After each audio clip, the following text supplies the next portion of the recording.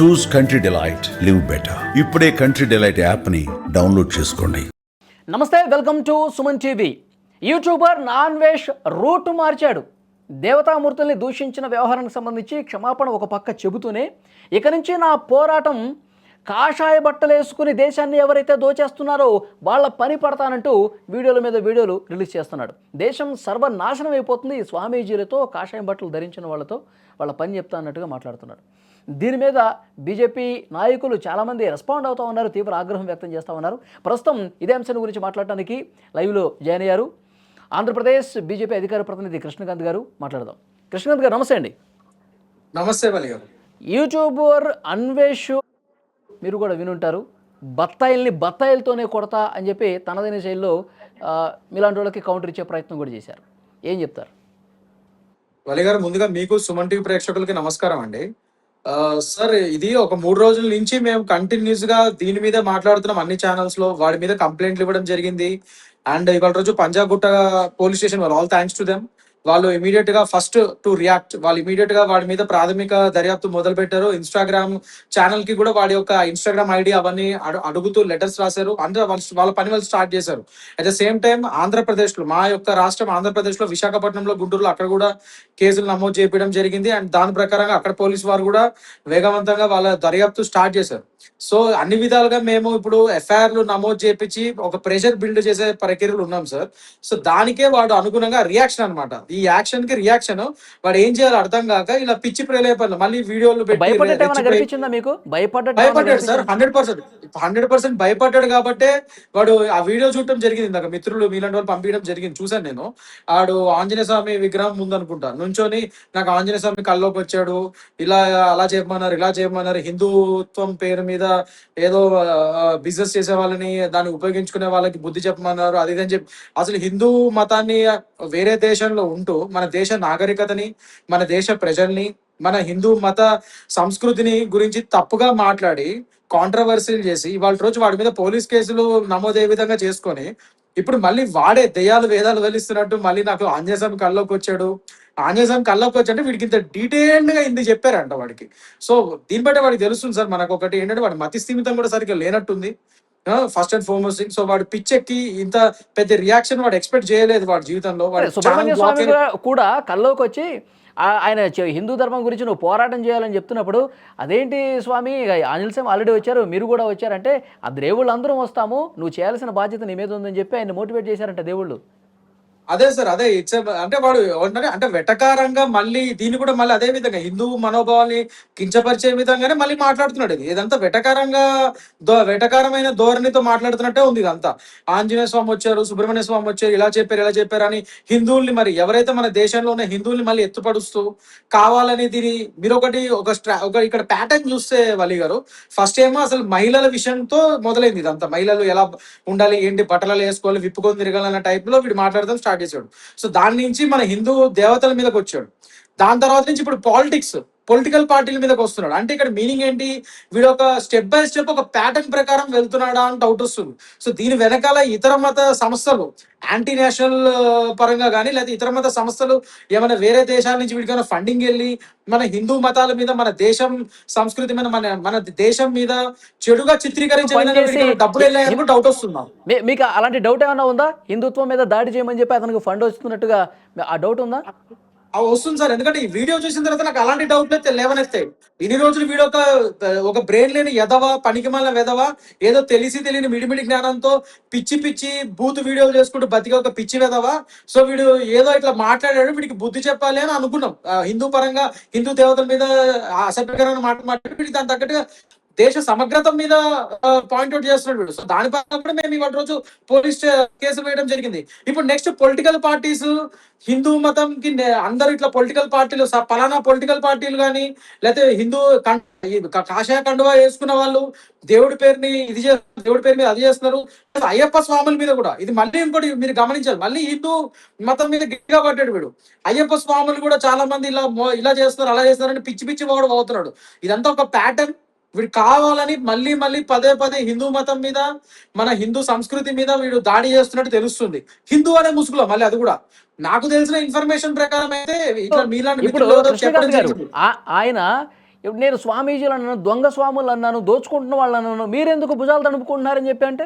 Sir ఒకటి sir, అసలు వాడు దొంగ స్వాముల మీద ఆ వాళ్ళ మీద వీళ్ళ మీద మాట్లాడుతాను, మీరెందుకు భుజాలు తడుముకుంటున్నారు? వాడు మాట్లాడేది మన హిందూ సంస్కృతి మీద, మన భారతదేశం మీద. దేశం అంటేనే హిందూస్థాన్ ఇది. సో హిందువుల మీద మాట్లాడుతూ మాకెందుకంటే ఎలా సార్? అండ్ ముఖ్యంగా ఇంకొస్తున్నాను, ఇదే ఎవడైతే హిందూ అని పైనకు మాత్రం హిందూ అని చెప్పి ముసుగులో, వీడు లోపల మాత్రం వీడు అన్య మతస్థుడు అని చెప్పి మా స్ట్రాంగ్ డౌట్. ఎందుకంటే మీలాంటి మిత్రులు ఎవరో నాకు ఇచ్చిన ఇన్ఫర్మేషన్ వీడు ఒక మిషనరీ స్కూల్లో చదివాడు. వలీ గారు నాకు వచ్చిన ఇన్ఫర్మేషన్ ప్రకారం, అంటే మీలాంటి మిత్రులే నాకు చెప్పడం జరిగింది, వాడు చిన్నప్పుడే మిషనరీ స్కూల్స్ లో చదివాడు, వీడు మతం మార్చుకున్నాడు అని ఇన్ఫర్మేషన్ కూడా వస్తుంది. అది ఒకవేళ నిజం అంటే సబ్జెక్ట్ వెరిఫికేషన్, అది ఒకవేళ అది మాత్రం నిజమైతే మాత్రం ఖచ్చితంగా మా అనుమానం నిజమే. వీడు హిందూ అని చెప్పుకొని హిందూ ముసుగులో వీడు అన్య మతస్థుల డబ్బులు అన్య మతానికి ఎప్పుడో మారిపోయి వాళ్ళు ఆ ఇన్స్టిట్యూషన్స్ ఇచ్చే డబ్బులతో ఆ ఇల్లీగల్ ఫండింగ్ తో వీడు హిందూ మతం మీద దాడి చేస్తున్నాడు అనే డౌట్లు కూడా వస్తున్నాయి ఇప్పుడు మాకు. అది కనుక నిజమైతే ఒక చేత్తో వినాయకుడు బొమ్మ పట్టుకున్నాడు, ఒక చేత్తో భగవద్గీతగా పట్టుకున్నాడు. నేను సీతమ్మని ఎందుకంటాను, నేను హిందూ దేవతలను ఎందుకంటాను, నేను నాశనం అయిపోతాను కదా అట్లా అంటే? చూడండి, నేను హిందువుని, నన్ను కావాల్చుకుని క్రైస్తవుడుగా వేరే మతస్థుడిగా చిత్రీకరించే కుట్ర చేస్తున్నారు నా మీద. ఎందుకంటే బెట్టింగ్లు గురించి నేను పోరాటం చేశాను కాబట్టి, వాళ్ళకి ఫుడ్ లేకుండా చేశాను కాబట్టి వాళ్ళు నా మీద ఈ విధంగా కుట్ర చేస్తున్నారని మాట్లాడుతున్నాడు ఆయన. నేను ఒకటి చెప్తా వినండి sir, sorry for my strong language, కానీ నాకు ఒక హిందూగా ఇవాళ రోజు నేను ఒక అడ్వకేట్ కింద మాట్లాడలేదు, ఒక పార్టీ పర్సన్ కింద మాట్లాడలేదు సార్, అన్నిటికన్నా హిందూ కింద మాట్లాడుతున్నా. అందుకే నాకు చాలా కోపం ఉంది, నా రక్తం అవుతుంది. గత 3 రోజులుగా వాడు చేసే పనుల మీద మేము ఇంత ఫైట్ చేస్తున్నాము, మళ్ళీ పైనుంచి వాడికి బుద్ధి రాకుండా పైనుంచి ఇంకా రెచ్చగొట్టే ప్రక్రియ చేస్తున్నాడు. దానికి నేను ఇప్పుడు సమాధానం చెప్తాను మీరు అడిగిన దానికి. సార్ ఫస్ట్ ఆఫ్ ఆల్ వాడు చేసే పని ఏంటంటే, వాడు ఏమంటున్నాడు, హిందువులకి నేను వత్తాసు పలుకుతున్నాను, హిందువులు చాలా మంది ఇలా మోసాలు చేస్తున్నారు, అది ఇది అంటున్నాడు. నేను ఇదే యథవని అడుగుతున్నాను, వీడికి అన్య మతస్థుల మీద అన్య మతాల్లో అన్యాయాలు జరగట్లేదా? ఈ సో కాల్డ్ క్రిస్టియన్ మిషనరీస్, పాస్టర్లు, ఎంతమంది వీళ్ళు రకరకాలుగా ఉమెన్ ని వాళ్ళు మతం పేరు మీద వాళ్ళు లొంగ తీసుకొని చేసిన కేసెస్ చాలా ఉన్నాయి. At the same time Muslims, మన ఇస్లాంలో కూడా కొందరు ముల్లాలు, అందరు అనట్లేదు, కొందరు ముల్లాలు ఇలాంటివి చేసే ఉదంతాలు ఉన్నాయి. అన్య మతస్థుల మీద మాట్లాడే దమ్ముందా వీడికి? వీడు కేవలం హిందూ మతం మీద ఎందుకు మాట్లాడుతున్నాడు? అదొక ప్రశ్న. ఇంకోటి మీరు అంటున్నారు, వీడు నేను పొద్దున్న లెగిస్తే నేను వినాయకుడిని పట్టుకుంటాను, భగవద్గీతను పట్టుకుంటాను, నేను ఎందుకు మాట్లాడుతాను అంటే, వీడు అవి పట్టుకొని తప్పుడు మాటలు మాట్లాడితే మనం దాన్ని అంగీకరిస్తాం అంటే? హిందూ అనే ముసుగులో, నేను చెప్పేది అదే, హిందూ అనే ముసుగుది. నిజంగా హిందూ కూడా అని పట్టుకొని తిరగాల్సిన అవసరం లేదు. వీడు హిందూ కాదేమో, అందుకనే ఇవన్నీ నేను హిందువునని పదే హిందూ అనే ముసుగులో ఇలాంటివి పట్టుకొని ప్రపంచానికి అలా చూపించుకుంటూ మళ్ళీ హిందువుల మీద అగేన్స్ట్ గా మాట్లాడుతున్నాడు. అదే తెలుస్తుంది ఇక్కడ. అండ్ ఇంకోటి సార్, ఒకటి గుర్తుపెట్టుకోండి, రావణాసుడు మీరు అడ్వకేట్ కూడా కాబట్టి అడుగుతున్నాను, కొన్ని సెక్షన్స్ మీరు కూడా చూసే ఉంటారు, అతని మీద ఏం సెక్షన్స్ ఉన్నాయని. అతను మళ్ళీ ఈ విధంగా మాట్లాడుతున్నాడంటే, రాష్ట్ర వ్యాప్తంగా కేసులు నమోదైనా సరే ఇంకా మాట్లాడుతున్నాడంటే, నేను విదేశాల్లో ఉన్నాను, నన్ను కనీసం టచ్ కూడా చేయలేరు అన్న ఒక ధైర్యమా? ఒక విధంగా కొద్దిగా అదే ఉంది సార్. అంటే ఏంటంటే, ఇప్పుడు కేసులు నమోదనే, కానీ వాడిని అరెస్ట్ చేసుకొని తీసుకురావడానికి కొద్దిగా టైం పడుతుంది. నేను చెప్పినట్టు ఫస్ట్ ఆఫ్ ఆల్ NBW వాడి మీద ఇష్యూ అవ్వాలి, నాన్ బెయిలబుల్ వారెంట్, దాని తర్వాత LOC లుకౌట్ నోటీస్, మెజిస్ట్రేట్ గారి పర్మిషన్ తో వీళ్ళు లుకౌట్ నోటీస్ ఇష్యూ చేయాలి పోలీస్ వారు. దాని తర్వాత ఇవన్నీ కూడా, అంటే లుకౌట్ నోటీస్ ఇష్యూ చేసిన తర్వాత వాడు ఒకవేళ ఇండియాకి కానీ ఎక్కడికైనా ఏదైనా ఇంటర్నేషనల్ ఎయిర్పోర్ట్ వాడు ఇండియాకి వస్తే ఇమీడియట్ గా అరెస్ట్ చేయడానికి ప్రక్రియ ఉంటుంది. ప్లస్ వాడి పాస్పోర్ట్ క్యాన్సిలేషన్, సస్పెండ్ చేయడం, ఇంపౌండ్ చేయడం అంటారు. పాస్పోర్ట్ యాక్ట్ సెక్షన్ 10 ప్రకారం పాస్పోర్ట్ సస్పెండ్ చేస్తే అతను ఇంకా ఎక్కడ తిరగలేని పరిస్థితి ఉంటుంది, మన దేశానికి అప్పగించే అవకాశం ఉంటుంది కదా. ఇప్పుడు మీదే ఉంది, మీదే ప్రభుత్వం ఉంది, గట్టిగా చర్యలు తీసుకోవచ్చు కదా మీరు నిజంగా అనుకుంటే. 100% సార్, అదే పనిలో ఉన్నాం మేము. అంటే పాస్పోర్ట్ ఇంపౌండ్ చేయడానికి కూడా మా ప్రభుత్వం ఉంటే డైరెక్ట్ చేయడానికి ఉండదు sir. Procedure of law follow అవ్వాలి. మనది ఒక డెమోక్రటిక్ కంట్రీ, ఎందుకంటే మనం డెమోక్రసీ ఫాలో అవ్వాలి. ఇక్కడ మెజిస్ట్రేట్ గారి పర్మిషన్ లేదే మనం డైరెక్ట్ గా పాస్పోర్ట్ అథారిటీ వాళ్ళకి చెప్పడానికి లేదు. మీరు అనుకోవాలంటే లేదు సార్, అలా ఉండదు. మెజిస్ట్రేట్ గారే ఇప్పుడు పర్మిషన్ ఇస్తే, మనకి కోర్ట్ ఆర్డర్ ఇస్తే దాని పరంగానే ఇప్పుడు అడగాలి పోలీస్ వారి తరఫున గవర్నమెంట్ లీడర్ గారు అడిగితే ఆ పాస్పోర్ట్ ఇంపౌండ్ చేయమని అప్పుడు మెజిస్ట్రేట్ గారు ఆర్డర్ ఇస్తే, ఆర్డర్ తీసుకెళ్లి పాస్పోర్ట్ ఆఫీస్ లో మనం సబ్మిట్ చేస్తే అప్పుడు దాని పరంగా చర్యలు అయితే సార్. దాని పరంగా కూడా మేము చేస్తున్నాం. అంటే ఏదైనా ప్రొసీజర్ ఆఫ్ లా కొద్దిగా టైం టేకింగ్ కాబట్టి మేము కొద్దిగా అలా అనిపిస్తుంది కానీ, బట్ మేము అవన్నీ కూడా చేస్తున్నాము ఖచ్చితంగా. అండ్ ఇదే కాకుండా ఐటీ, ఇప్పుడు వాడి మీద ఐటీ సెక్షన్ 67 కూడా పెట్టాం సార్, ఇన్ఫర్మేషన్ టెక్నాలజీ యాక్ట్ 2000 ప్రకారం ఒబ్సిన్ కంటెంట్ కింద. దాంతో పాటే మేము పోలీస్ వారిని మేము ఇంకోటి కూడా అడుగుతున్నాం, ఏంటంటే ఐటీ యాక్ట్ సెక్షన్ 69A కూడా పెట్టమని చూస్తున్నాం. ఎందుకంటే దాని పరంగా అప్పుడు సెంట్రల్ గవర్నమెంట్ అంటే మీరు అనొచ్చు మళ్ళీ సెంట్రల్ గవర్నమెంట్ మీదే కదా, మీరే డైరెక్ట్ గా చేయొచ్చు కదా అని. అలా నేను డైరెక్ట్ గా చేయడానికి ఉండదు sir. Official government gazetted officers నుంచే వాళ్ళ పోలీస్ డిపార్ట్మెంట్ ఇలాంటి డిపార్ట్మెంట్ నుంచే 69 పెట్టొచ్చు కదా మీరు. మొన్న ఎందుకు పెట్టలేదు? 67 కనిపించింది అందులో. అవును సార్, ఇప్పుడు అదే దాని పరంగానే మేము ఇప్పుడు అడుగుతున్నాం పోలీస్ వారిని. 69 పరంగా ఏంటంటే వీళ్ళు అడగాలి. 69 ఇందులో పెడతానికి ఉండదు, ఇది దీంట్లో ఎఫ్ఐఆర్ లో పెడతానికి లేదు. సెక్షన్ 69A మనము అడుగుతూ ఇన్వోక్ చేస్తూ పోలీస్ వాళ్ళు గవర్నమెంట్ ఆఫీషియల్స్ లేకపోతే మన స్టేట్ గవర్నమెంట్ సెంట్రల్ గవర్నమెంట్ అడగచ్చు. Ministry of electronics and information technology department వారిని వీళ్ళు అడిగి వీడి ఇట్లా మత సామరస్యాన్ని చెడగొట్టే విధంగా ఉన్నాయి వీడి వీడియోస్, దేశ సమగ్రతని పాడు చేసే విధంగా ఉన్నాయి, పబ్లిక్ పీస్ ని హార్మోనీని డిస్టర్బ్ చేసే విధంగా ఉన్నాయి. సో ఇవన్నీ ఇది అని సాక్ష్యాలని పెట్టి మనం దాని ప్రకారంగా వాడి యూట్యూబ్ ఛానల్ ని దేశంలో ప్రస్తుతం స్త్రీలకి స్వేచ్ఛ కూడా లేదు. స్త్రీల తరఫున నేను ఇక పోరాటం చేయబోతున్నాను కూడా అన్నారు. కేంద్ర ప్రభుత్వం పాలనలో, బీజేపీ పాలనలో స్త్రీలకు నిజంగా స్వేచ్ఛ లేదా? సార్ మా దేశంలో స్త్రీలకి మన కేంద్ర ప్రభుత్వం పాలిత మన దేశంలో ఇవాళ రోజు స్త్రీలకి నిజంగా పెద్దపీట వేసామా లేదా అనేది మన ద్రౌపది ముర్ము గారిని చూస్తే తెలుస్తుంది మనకి. మన దేశ ప్రధాన మహిళ president of India, she's a tribal women and she's a women. ఒక ట్రైబల్ ఒక సెక్ట్ నుంచి వచ్చిన ఒక మహిళ ప్రపంచంలోనే మన దేశంలోనే ఫస్ట్ టైం మన హిస్టరీ ఆఫ్ ఇండియాలో ఒక ట్రైబల్ మహిళని ప్రెసిడెంట్ చేసిన ఉదంతం మా బీజేపీ గవర్నమెంట్ చేసింది సార్. ఇంకా ఇంతకంటే మహిళలకి పెద్దపీట వేయడం ఇంకేమి ఎగ్జాంపుల్ ఉంది సార్ మీకు? అండ్ ముఖ్యంగా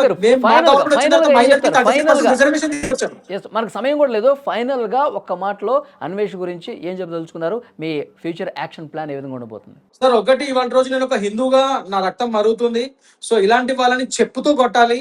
వీడు ఎప్పుడెప్పుడు ఇండియాకి వస్తాడా, వీడు ఎప్పుడెప్పుడు వీడు ఒక ట్రైల్ ఈ న్యాయపరమైన పోరాటం చేద్దామని మేమందరం సంసిద్ధంగా ఉన్నాం.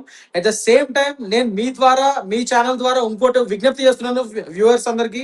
అదేంటంటే చట్టపరంగా ఏమేమి యాక్షన్ తీసుకోవాలో మేము అన్ని చేస్తున్నాము, అన్ని విధాలుగా తొందరగా అయ్యే విధంగా చేస్తున్నాం. కానీ ద సేమ్ టైం మీరు కూడా వ్యూవర్స్ అందరూ కూడా మీ యొక్క ప్రైవేట్ యూట్యూబ్ అకౌంట్స్ నుంచి యూట్యూబ్ ఛానల్ కి వాడి ఛానల్ మీద రిపోర్ట్ ఇవ్వండి. ఓన్లీ అన్సబ్స్క్రైబ్ చేస్తే సరిపోదు. మీరు వాడి ఛానల్ మీద యూట్యూబ్ వారికి ఈ యూఆర్ఎల్స్ ఏదైతే ఈ పాత వీడియోస్ ఉన్నాయో చెడుగా మాట్లాడినావో అవన్నీ మీరు పొందుపరుస్తూ యూఆర్ఎల్స్ పెట్టి మీరు యూట్యూబ్ ఛానల్ వరకు వీడి మీద రిపోర్ట్ ఇస్తే అందరూ కలిపి చాలా మంది వాడి మీద రిపోర్ట్ ఇస్తారు ప్రైవేట్ యూట్యూబ్ అకౌంట్స్ నుంచి, మీ అకౌంట్స్ నుంచి. అప్పుడు యూట్యూబ్ వారు ఇంకా తొందరగా వాడి మీద యాక్షన్ తీసుకొని వాడి అకౌంట్ ని వాడి ఛానల్ ని బ్లాక్ చేసే ఛాన్సెస్ ఎక్కువ ఉంటాయి. మా పరంగా గవర్నమెంట్ పరంగా మా పరంగా మేము చేస్తున్నాం సార్ అన్ని విధాలుగా. కానీ ఒక దేశ పౌరులుగా మీకు కూడా ఒక బాధ్యత ఉంది. సో మీరు కూడా ఆ బాధ్యతని ప్రతి హిందూ ఇవాళ రోజు అది నిర్వర్తించండి. మీరు బ్లాక్ చేయండి, వాడి మీద రిపోర్ట్ చేయండి యూట్యూబ్ అని చెప్పి నేను మీ ద్వారా, మీ ఛానల్ ద్వారా మేము కోరుతున్నాం సార్. ఇది తప్పకుండా అవుతుంది. త్వరలోనే వాడి మీద మేము న్యాయపరంగా చట్టపరంగా యాక్షన్ తీసుకోబోతున్నాం, మీరు చూస్తారు. అప్పుడు మళ్ళీ మనం ఇక్కడే మాట్లాడదాం సార్ ఇదే సుమన్ టీవీలో. డెఫినెట్లీ అరెస్ట్ అవుతారంటారా? అది చెప్పండి. 100% సార్, డెఫినెట్ గా దాని పరంగానే ఇప్పుడు చర్యలు అవుతున్నాయి. వాడు కనుక ఇప్పుడు ఇండియాకి వచ్చి వాడు ట్రైల్ అటెండ్ కాకపోతే వాడి మీద NBW, LOC అండ్ ఇంకా రెడ్ కార్నర్ నోటీస్ కూడా. రెడ్ కార్నర్ నోటీస్ అంటే ఇంటర్పోల్ వాళ్ళ హెల్ప్ తీసుకొని వాడి ప్రపంచంలో ఎక్కడున్నా కూడా వాడిని పట్టుకొని తీసుకొస్తాము. సో అది కూడా జరిగే ఛాన్సెస్ కూడా ఉన్నాయి.